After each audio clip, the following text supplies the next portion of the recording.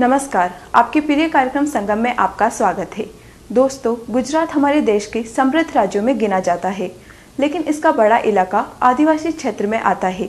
ये क्षेत्र अति गरीब और पिछड़ा हुआ है। विश्व हिंदू परिषद ने जन सेवा संस्थान के माध्यम से इन गरीब आदिवासियों के जीवन स्तर को सुधारने का संकल्प लिया और पीड़ितों की सेवा करने के चिकित्सा को माध्यम बनाया। समाज और सभ्यता का विकास एक निरंतर प्रक्रिया है। विकास के साथ साथ धरती पर मानव की आबादी भी बढ़ी है, तो बेहतर जीवन जीने की चुनौतियां भी। जीवन को बेहतर बनाने के लिए ही आदमी ने समाज में रहना सीखा और शहर तथा गांव बसाए, साथ ही अनेक सुविधाएं भी जुटाई। लेकिन सुविधाएं बढ़ने के बावजूद जीवन की चुनौतियां भी बढ़ी हैं। दुर्घटना, आपदा, बीमारी और महामारियां हमारे सामने समय समय पर चुनौतियों के रूप में आती रहती हैं। ऐसे में भारतीय जन सेवा संस्थान ने आम आदमी की सेवा करने को अपना लक्ष्य बनाया है। संस्थान के कार्यकर्ताओं ने अपने कार्यक्षेत्र के लिए गुजरात प्रांत को चुना और चिकित्सा सेवाओं को आम आदमी की सेवा करने का माध्यम बनाया। भारतीय जन सेवा संस्थान ने आम आदमी की सेवा करने के लिए गुजरात में चिकित्सा को माध्यम बनाया है, क्योंकि मानव सेवा करना ही सबसे बड़ा धर्म है। संस्थान के कार्यकर्ताओं ने समर्पित भाव से सेवा करके हजारों पीड़ितों को लाभ पहुंचाया है और उन्हें रोग मुक्त कर जीवन जीने में मदद भी की है। भारत की पश्चिमी सीमा पर स्थित गुजरात देश का महत्वपूर्ण प्रांत है। पाकिस्तान से लगती हुई अंतर्राष्ट्रीय सीमा के कारण जहां ये सामरिक दृष्टि से महत्वपूर्ण है, वहीं औद्योगिक दृष्टि से भी एक महत्वपूर्ण राज्य है। लेकिन समय समय पर यहां भूकंप और चक्रवात जैसी आपदाएं भी आती रही हैं। इन आपदाओं का सबसे बड़ा शिकार आम आदमी ही होता है। भारतीय जन सेवा संस्थान के कार्यकर्ताओं ने आम आदमी की पीड़ाओं पर सेवा का मरहम लगाने के लिए गुजरात में अनूठी पहल की है। संस्थान ने बापू नगर में एक अस्पताल की स्थापना की। Shri Dhanvantari charitable general hospital सन 2000 में बनकर तैयार हुआ। इस हॉस्पिटल में मरीजों को सभी तरह की सुविधाएं उपलब्ध कराई गई हैं। यहां पर नए मरीज की जांच के लिए आउटडोर संचालित किया जाता है, तो मरीजों के लिए विभिन्न जांच कराने की सुविधाएं भी उपलब्ध हैं। विभिन्न बीमारियों के इलाज के लिए अलग अलग विभाग भी संचालित किए जाते हैं, जैसे ईएनटी, दांत, हड्डी और नेत्र विभाग। इसके साथ ही दुर्घटनाग्रस्त मरीजों को आपात इलाज के लिए ट्रॉमा सेंटर भी संचालित किया जाता है। आवश्यकता अनुसार ऑपरेशन थिएटर तथा इंटेंसिव केयर वार्ड भी है। इस हॉस्पिटल में मरीजों को 24 घंटे इलाज की सुविधा उपलब्ध रहती है। वहीं अनुभवी और दक्ष मेडिकल स्टाफ इनकी देखभाल करता है। હું બાપુનગરમાં રહું છું, પોલીસ સ્ટેશનની પાછળ. મને કમળો થયો છે અને અત્યારે સારું છે. મારું નામ રેખા છે. મારા બાબાને ટાઇફોઇડ તાવ થયો છે. હું ઓઢવથી આવી છું ઇલાજ કરવાનું. બરાબર ઇલાજ થાય છે. અમે સિંગરવા રહીએ છીએ. મારું નામ લક્ષ્મીબેન છે. હું ધન્વંતરીમાં દાખલ થઈ છું. મારા શરીરમાં ખૂન નહોતું, મને ખૂન ચડાવ્યું છે. મને અત્યારે સારું છે. મારું નામ ઘનશ્યામભાઈ, મને ભાલાળા છે, મને ભગત તરીકે બધા ઓળખે છે. અને જ્યારથી આ હોસ્પિટલ બની હતી ત્યારથી બધાએ જે વસ્તુની હોસ્પિટલની જરૂર હોય તો ડૉક્ટર સાહેબને પૂછી લઈ પછી સુપ્રિન્ટ ડૉક્ટર સાહેબને પૂછી લઈએ છીએ, પછી મેડિકલ ઓફિસરને પૂછી લઈએ, સ્ટાફને પૂછીએ છીએ અને દર્દીઓને પૂછીએ છીએ। हॉस्पिटल में मरीजों के इलाज के लिए आयुर्वेद तथा होम्योपैथी विभाग भी है। धन्वंतरी हॉस्पिटल में संस्थान के कार्यकर्ता समर्पित भाव से मरीजों की सेवा करते हैं। चिकित्सा क्षेत्र में हॉस्पिटल ने अच्छी प्रतिष्ठा अर्जित की है और लाखों मरीज यहां से स्वस्थ होकर जा चुके हैं। भुज में आए भूकंप के समय हॉस्पिटल की तरफ से वहां इलाज के लिए निशुल्क कैंप भी लगाया गया था। मेरा नाम डॉक्टर मुकेश रावजी भाई पटेल है। मैं एमडी मेडिसिन हूँ। मैं इस अस्पताल का प्रभारी हूँ। धन्वंतरी चिकित्सालय करीबन यहाँ बापूनगर इस इलाके में 13 साल से काम कर रहा है। ये एक प्रकल्प है विश्व हिंदू परिषद गुजरात का। इनकी नींव भी डॉक्टर तोगड़िया साहब ने उसी हिसाब से रखी थी। जो गरीब मरीज है, जो मरीज पैसे नहीं है, ज़रूरतमंद लोग हैं, उनकी सेवा के लिए प्रकल्प रखा था। उनका प्राइवेट अस्पताल बंद करके, खुद का प्राइवेट बंद करके ये चैरिटेबल ट्रस्ट बना। उसके बावजूद ये अस्पताल का नींव रखा था। मेरा नाम डॉक्टर ललिता पाटीदार है। मैं यहाँ की जनरल वार्ड की मेडिकल ऑफिसर हूँ। यहाँ पे सब तरह के पेशेंट आते हैं, फीवर वाले, डायरिया वॉमिटिंग के, इंजरी के, स्टिचेस लेने, फ्रैक्चर वाले, सभी तरह के पेशेंट को ट्रीट करते हैं। હું ડૉક્ટર વિપુલ પટેલ મેડિકલ ઓફિસર આઈસીયુ વિભાગમાંથી બોલું છું। અહીંયા આકસ્મિક જે તાત્કાલિક ઇમરજન્સી સારવાર માટેના પેશન્ટો આવે છે એ બધાને તાત્કાલિક સારવાર આપવામાં આવે છે। मरीजों की नियमित सेवा के लिए संस्थान के कार्यकर्ताओं ने सेवा प्रोजेक्ट स्थापित किया है। कर्णावती का न्यू सिविल हॉस्पिटल एशिया के सबसे बड़े अस्पतालों में शामिल है। यहाँ कैंसर, किडनी, हार्ट और जनरल हॉस्पिटल अलग अलग संचालित होते हैं, तो 3 मेडिकल कॉलेज भी हैं। यहां पर इलाज करवाने के लिए गुजरात के अलावा दूर दूर से अन्य प्रांतों के लोग भी आते हैं। अपने सेवा प्रोजेक्ट के तहत संस्थान के कार्यकर्ता इन मरीजों की मदद करने के लिए तत्पर रहते हैं। जिन मरीजों के साथ सहायक नहीं होता उन्हें अटेंड करना, सही डॉक्टर से दिखवाना, उनकी विभिन्न जांचें करवाना और उसके साथ ही रहने और खाने की व्यवस्था करना तथा निःशुल्क दवाएं उपलब्ध कराना कार्यकर्ताओं की नियमित दिनचर्या है। मारू नाम भगुभाई विशाभाई पटेल, महानगर सेवा प्रमुखनी जवाबदारी है। कैंसर हॉस्पिटल सिविलनी अंदर जे आपला परिवार क्षेत्रना दर्दीओ आवे छे तेवा लोकोने हूँ केस करावो, लोहीनु एक्सरे तथा डॉक्टर पास लई जईने अने एमनी रहवा जमवानी बधी व्यवस्था करीए छीए। गिरीश चंद्र दुबे, मैनपुरी उत्तर प्रदेश से आया हूँ। आगरा के पास में है ये। छोटे भाई को मुंह में जीभ में कैंसर बताया है। यहाँ भगू भाई हैं, विश्व हिंदू परिषद के सेवा विभाग देख रहे हैं। उनका बड़ा भारी सहयोग मिलता है। जन सेवा संस्थान का सेवा दूर दराज से आए मरीजों के लिए आशा की किरण है।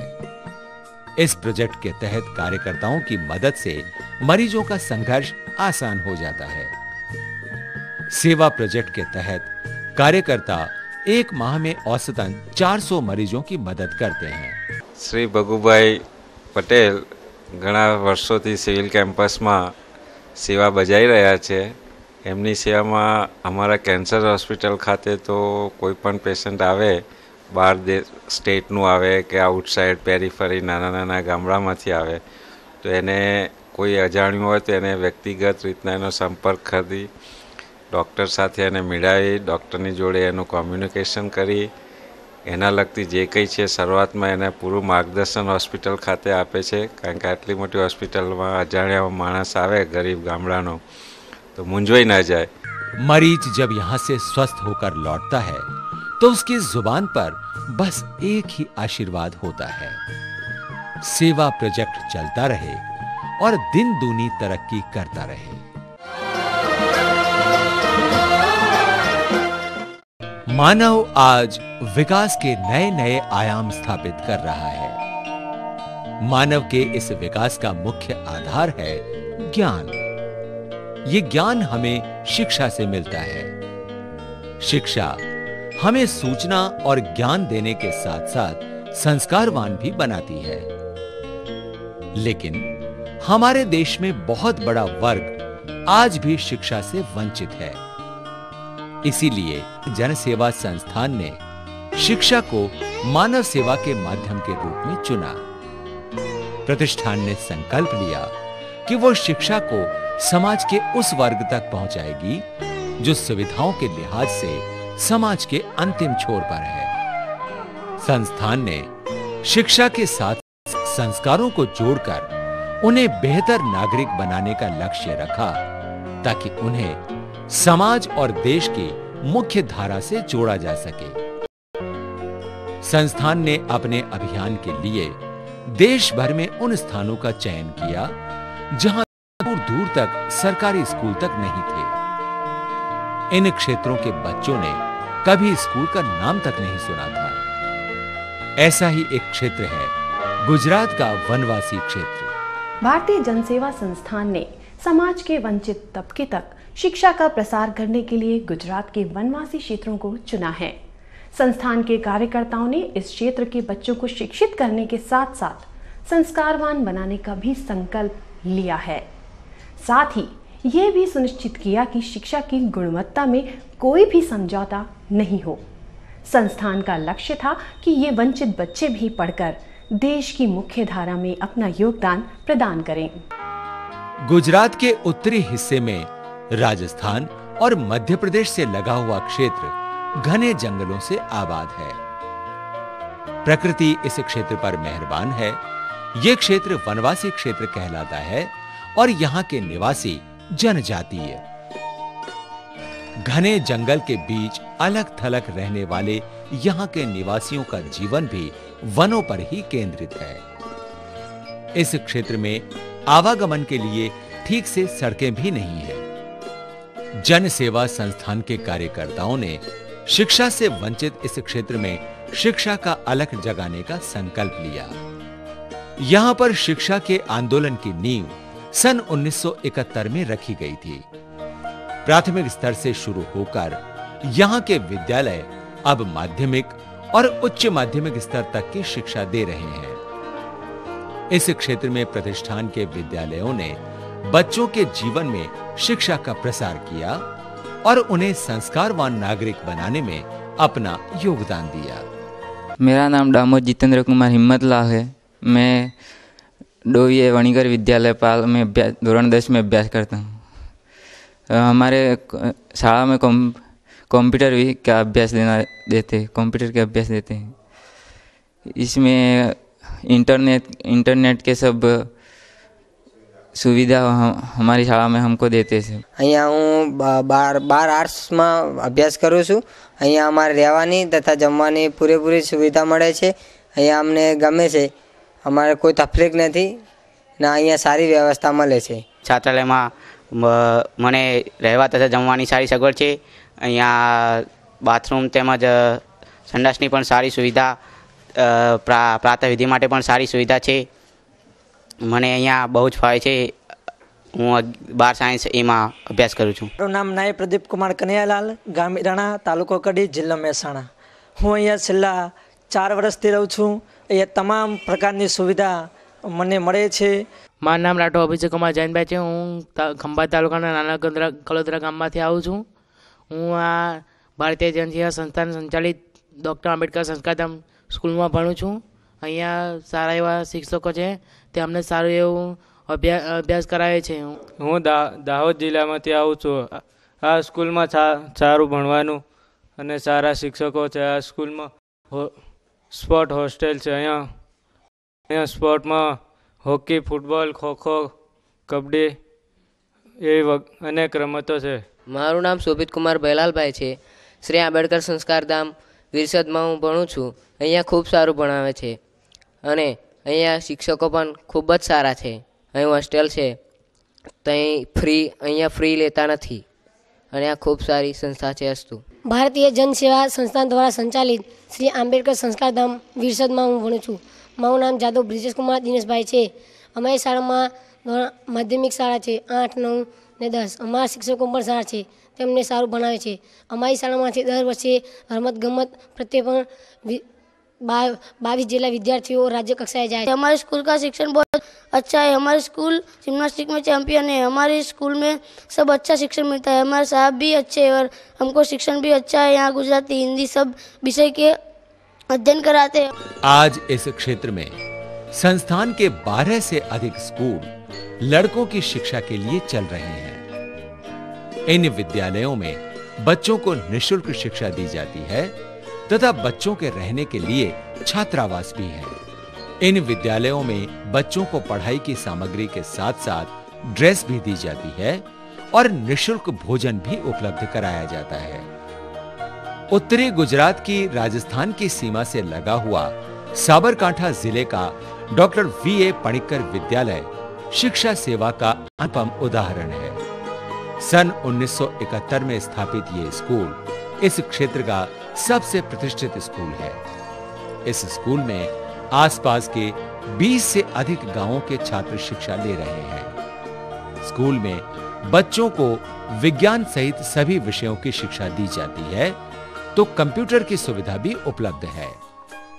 इसके अलावा स्कूल में सांस्कृतिक गतिविधियों और खेलकूद तथा व्यायाम पर भी विशेष ध्यान दिया जाता है।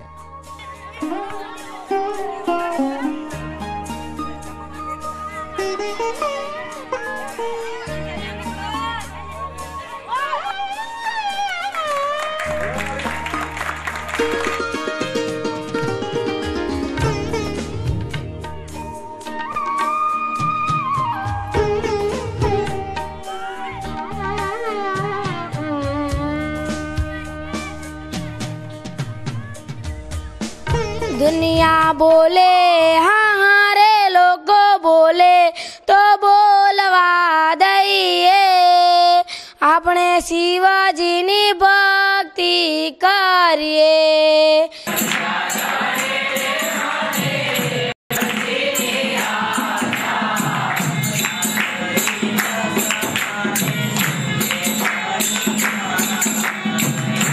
संस्थान के कार्यकर्ताओं ने इस जनजातीय क्षेत्र के उन दूर दराज के गांवों में शिक्षा का प्रसार किया है जहां दूर दूर तक सरकारी स्कूल नहीं है।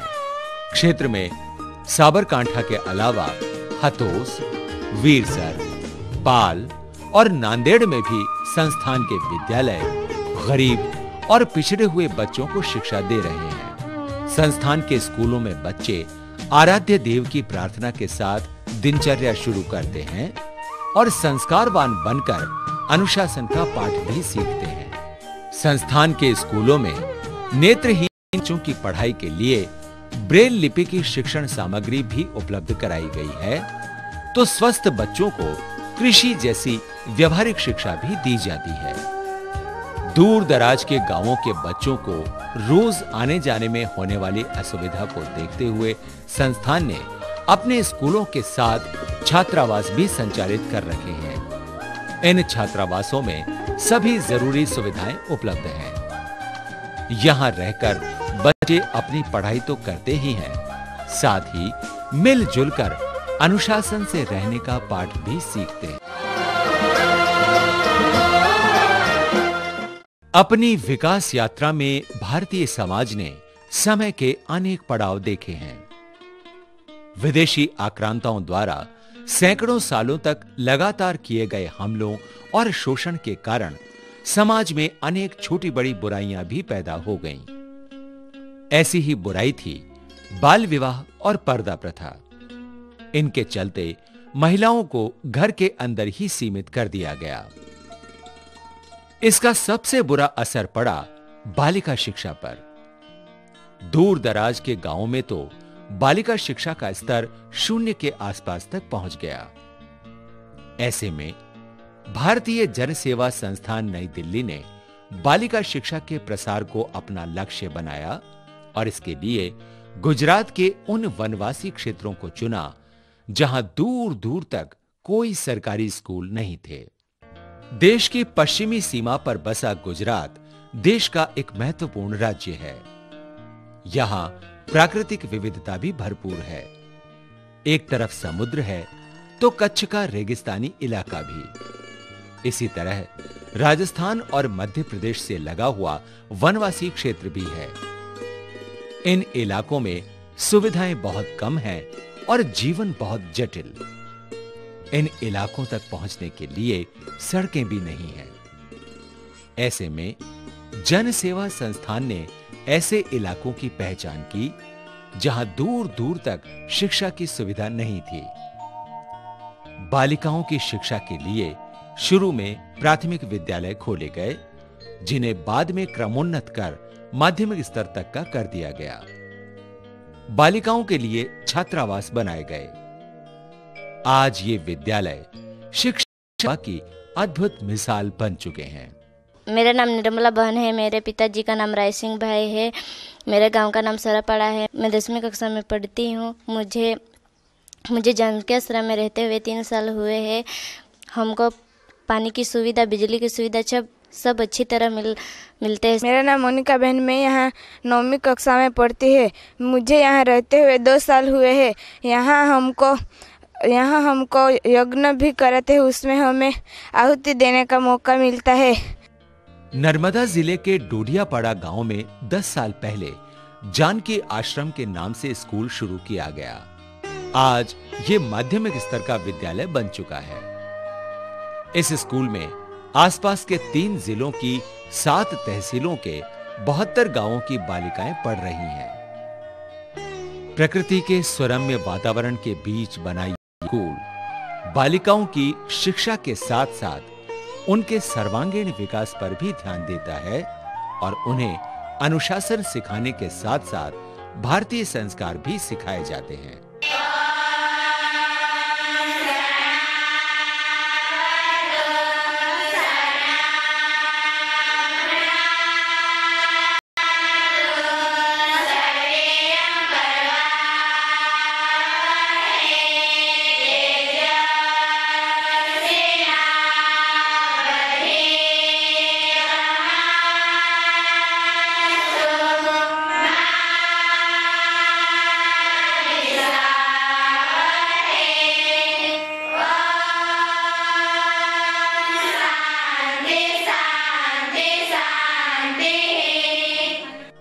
कक्षाओं में विभिन्न विषयों की पढ़ाई के साथ साथ सांस्कृतिक गतिविधियों और खेलकूद में हिस्सा लेकर बालिकाएं आत्म अनुशासन का पाठ सीखती हैं।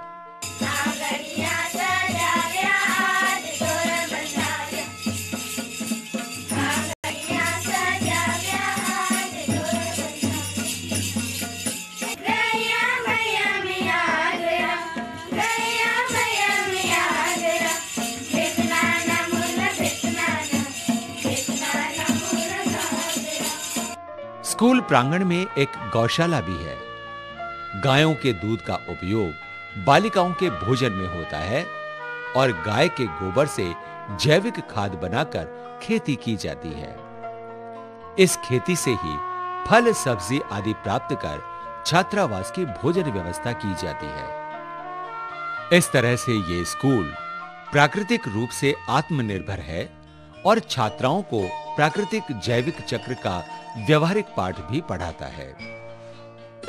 स्कूल की छात्राओं ने अनेक राज्य स्तरीय स्पर्धाओं में हिस्सा लेकर पुरस्कार भी प्राप्त किए हैं। इसके अलावा स्कूल प्रांगण में देव मोगरा माता का मंदिर भी है। ये मंदिर भी स्कूल की दैनिक गतिविधियों का हिस्सा है, जो बालिकाओं को आध्यात्मिक संस्कार प्रदान करता है।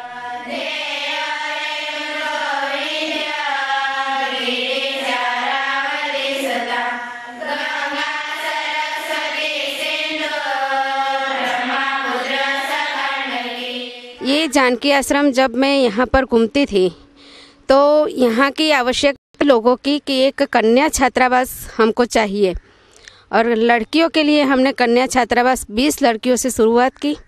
आज अपने पास 123 लड़कियाँ हैं। प्रारंभ में जब काम शुरू हुआ तो हमने दूसरी जगह पर काम शुरू किया था। 10 साल पहले हमने ये जगह ली और यहाँ पर मेरे साथ सोनजी भाई वसावा, वो भी मेरे साथ काम कर रहे थे।